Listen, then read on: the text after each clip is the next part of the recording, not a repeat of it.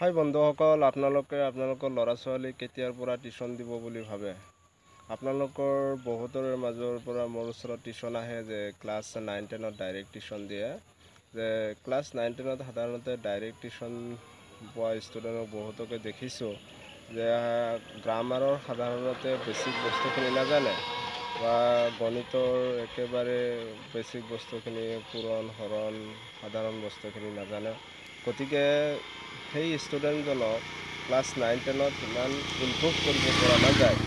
ল'ৰা ছোৱালীক সাধাৰণতে টিউশ্যন দিলে লয়াৰ ক্লাছৰ পৰা দিব লাগে। লয়াৰ ক্লাছৰ LP ME সেইখিনি ভেটি যদি মজবুত নহয়, তেতিয়াহ'লে আপাৰ ক্লাছত গৈ ছাত্ৰজনে সিমান ভাল ৰিজাল্ট কৰিব নোৱাৰে। চ' বন্ধুসকল, ক্লাছ একেবাৰে লয়াৰৰ পৰাই টিউশ্যন দিয়াটো ভাল। যদি ঘৰত পঢ়োৱা মানুহ আছে তেতিয়াহ'লে টিউশ্যন নিদিয়াকৈও পঢ়াব পাৰে।